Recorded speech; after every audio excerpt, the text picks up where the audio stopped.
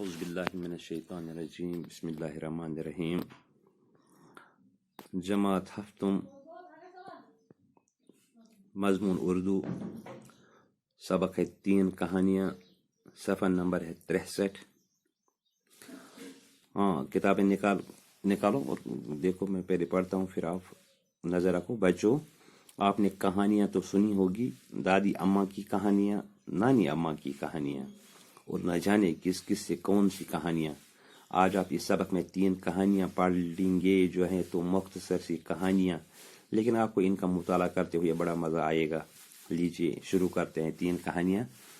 پہلی کہانی چالاک بندر کسی دریا کے کنارے ایک آم کا درخت تھا اس درخت پر ایک بندر رہتا تھا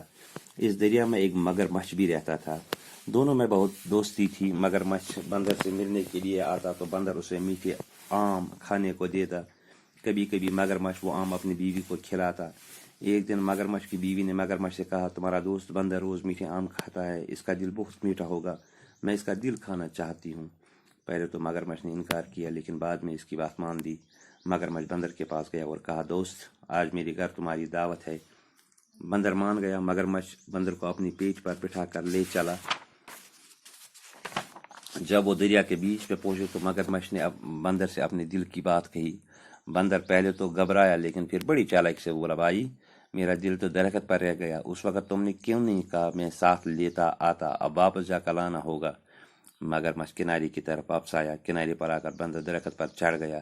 مگرمچھ انتظار کرتا رہا دیر ہو گئی تو اس نے بندر کو پکارا بندر نے کہا دوست تم نے مجھے دھوکہ دیا اب میں دھوکے میں نہیں آؤں گا تم جا سکتے ہو مگرمچھ اپنا سامان لے کر چلا گیا اس کے بعد بندر نے کبھی مگرمچھ کو آم نہیں دی کہانیاں جمع ہے کہانی کی اور کہانی جو ہے بچپن سے سنی آ رہے ہیں کبھی دادی ماں سناتی تھی کہانیاں کبھی نانی ماں سناتی تھی کہانیاں یہاں پہ 2 لفظ آئے ہیں دادی اور نانی دادی اماں کس کو کہتے اور نانی اماں کس کو کہتے باپ کی ماں جو ہوتی ہے اس کو دادی کہتے ہیں اور ماں کی ماں جو ہوتی ہے اس کو نانی کہتے ہیں تو اگر ہم دادی یہ مونس ہے تو اس کا مذکر ہے دادا ایسے نانی مونس ہے تو اس کا مذکر ہے نانا اس سبق میں جو ہے ہمیں 3 کہانیاں پڑھنی ہے جو ہے مختصر ہو گئے بس کچھ بہت ہی مختصر ہو بہت ہی چھوٹی ہو لیکن اس پہ مزہ آئے گا پہلی کہانی جو ہے وہ ایک بندر کی ہے لیکن یہ بندر جو تھا وہ چالاک تھا تو جو چالاک نہیں ہے اس کو بیوقوف بولتے ہیں یہاں پہ کہہ رہا ہے کسی دریا کے کنارے ایک آم کا درخت تھا ایک دریا تھا اس دریا کے کنارے پر ایک درخت تھا لیکن وہ درخت جو تھا وہ آم کا تھا اسی درخت پر ایک بندر رہتا تھا تو بندر مذکر ہے جیسے ہم نے بھی پڑھا دادا مذکر ہے ایسے ہی بندر مذکر ہے اور اس کی جو مونس ہے وہ ہے بندریا اور جو دریا تھا جس دریا کے کنارے یہ آم کا درخت تھا جس آم کے درخت پر ایک بندر رہتا تھا اسی دریا میں ایک مگرمچھ رہتا تھا مگرمچھ آبی جانور ہے اس لیے وہ پانی میں ہی رہتا ہے لیکن چونکہ اب یہ دریا میں رہتا تھا اور درخت پہ بندر رہتا تھا اس لیے ان میں دوستی ہو گئی دوست کا جو ضد ہے وہ ہے دشمن مگرمچھ بندر سے ملنے کے لیے روز آتا تو بندر اس درخت پہ سے آم توڑ کے دیتا اور پھر اس مگرمچھ کو دیتا کھانے کے لیے کبھی کبھی کیا ہوتا تھا یہ مگرمچھ جو ہے اپنی بیوی کو لے جاتا تھا کچھ آم کھلانے کے لیے ایک دن جو ہے مگرمچھ کی بیوی نے اس مگرمچھ سے کہا یہ جو تمہارا دوست بندر ہے کیا یہ روز میٹھے آم کھاتا ہے تو مگرمچھ نے کہا کہ ہاں وہ اس کا مکان اس کا گھر جو ہے وہ اسی درخت پہ ہے وہ تو روز کھاتا ہے ایسے ہی میٹھے آم روز کھاتا ہے تو اس کی بیوی نے کہا او جب وہ روز میٹھے آم کھاتا ہے تو اس کا دل جو ہے وہ بھی میٹھا ہوگا اس نے کہا کیوں نہیں ہوگا تو مگرمچھ کی بیوی نے مگرمچھ سے کہا مجھے اس کا دل چاہیے میں وہ میٹھا دل کھانا چاہتی ہوں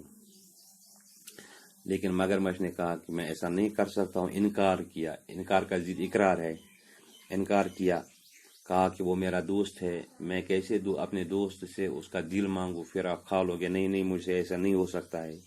لیکن جب اس کی بیوی نے نہیں مانا، بار بار اصرار کرتی رہی، تو آخرکار مگرمچھ نے اس کی بات مان لی اور کہا کہ چلو میں کھلاتا ہوں آپ کو۔ مگرمچھ جو ہے وہ بندر کے پاس گیا اور کہا، دوست، ہم نے گھر پہ دعوت رکھی ہے آپ کے لیے، آپ کو میری دعوت ہے۔ تو بندر نے سوچا کہ دعوت ہے، اس لیے قبول نہیں، اس لیے جانا پڑے گا، قبول کرنا پڑے گا۔ بندر مان گیا، لیکن اب معاملہ تھا کہ یہ یہ بندر ہے، یہ کیسے جائے گا پانی میں؟ تو مگرمچھ نے کہا کہ آپ اطمینان رکھ لیجئے، میں آپ کو اپنی پیٹھ پر لے جاؤں گا، کیونکہ مگرمچھ جو ہے وہ آبی جانور ہے اور بندر جو ہے وہ